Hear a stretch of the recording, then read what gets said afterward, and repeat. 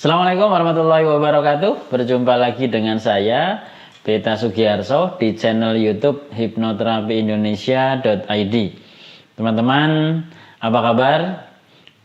Terima kasih teman-teman semuanya yang sudah subscribe, like, dan sudah share terkait dengan video-video yang ada di channel YouTube ini. Teman-teman, kali ini saya berharap bisa berbagi tentang bagaimana kita memberikan informasi kepada seorang anak ya.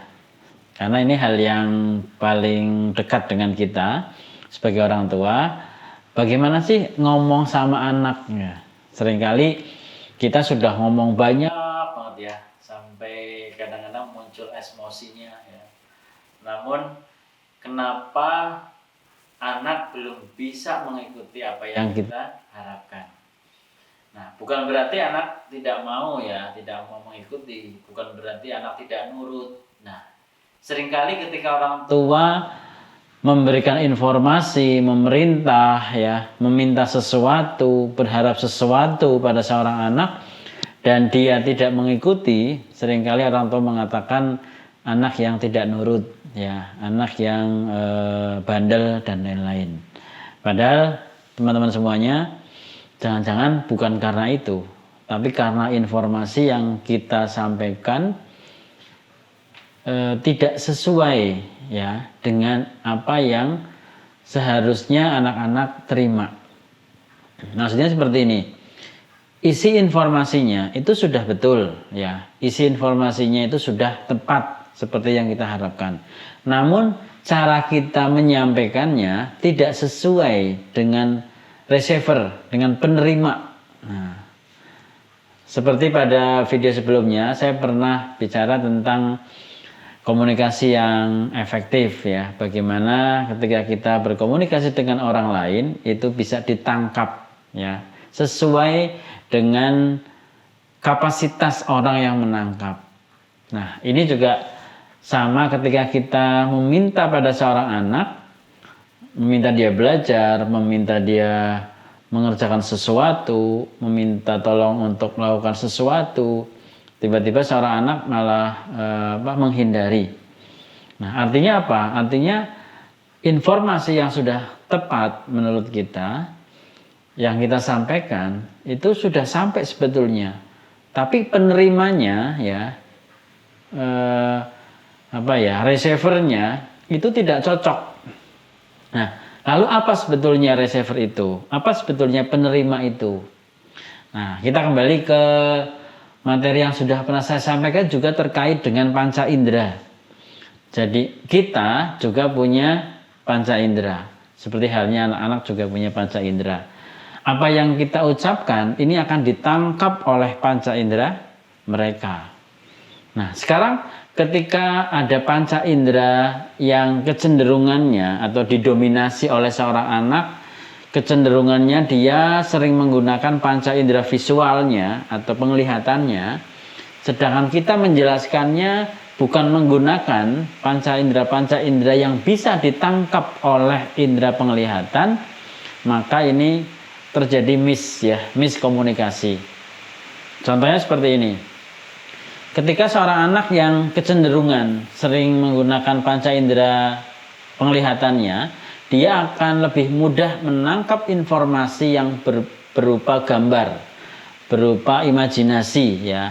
Pesannya berupa apa yang terlihat, baik terlihat langsung ataupun terlihat dalam pikirannya.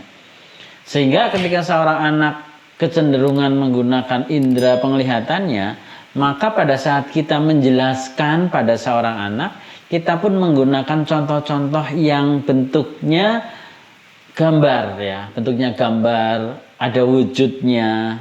Contohnya seperti ini. Kita minta seorang anak untuk belajar.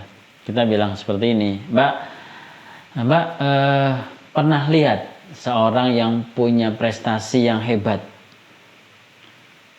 Kalau Mbak pernah lihat, boleh sebutkan siapa orangnya yang punya prestasi yang sangat hebat. Terus ketika dia menjawab, iya ya, saya punya teman saya namanya Dinda misalnya.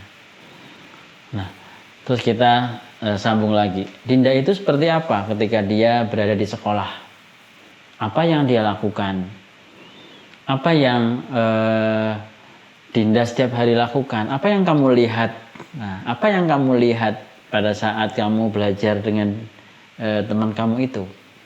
Apa yang kamu bisa cermati dari pola belajarnya Dinda tadi?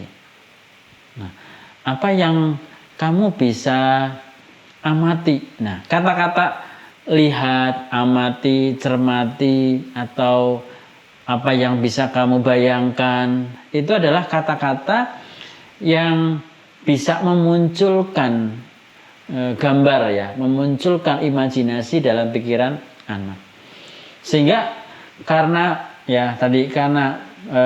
panca indera yang mendominasi pada anak itu adalah panca indera penglihatan, maka pada saat kita menggunakan bahasa-bahasa yang berbentuk gambar ya, dengan tadi ya kalimat-kalimat lihat, cermati, amati, indah,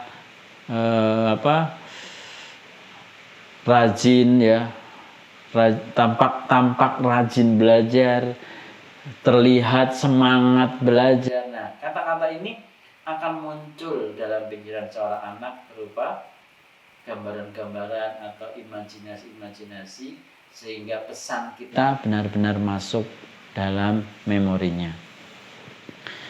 Teman-teman semuanya, ini baru satu contoh ya, baru satu contoh ketika kita berkomunikasi dengan anak, ngomong dengan anak, bisa nyambung ketika apa yang kita sampaikan itu menggunakan cara yang tepat ya.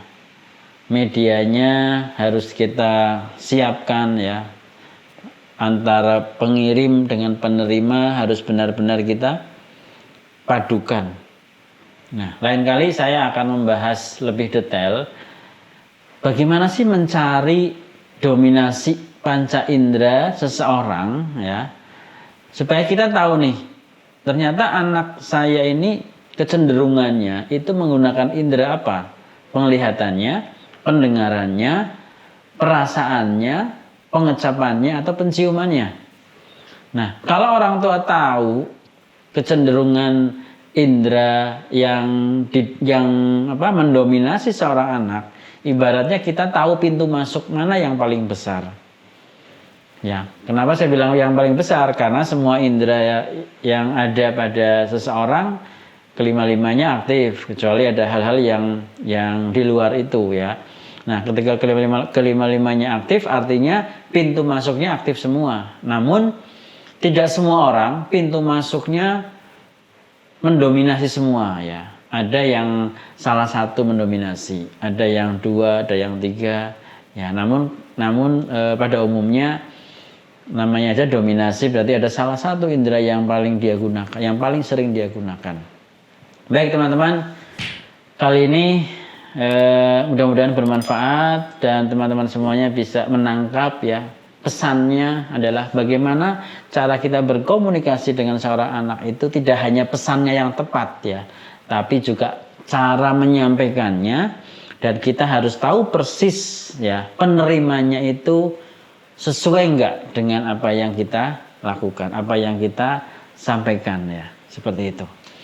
Dan ketemu lagi di video berikutnya, kita akan bahas lagi tentang indera-indera yang lain, sehingga kita juga tahu bagaimana cara mencari dominasi indera dari seseorang.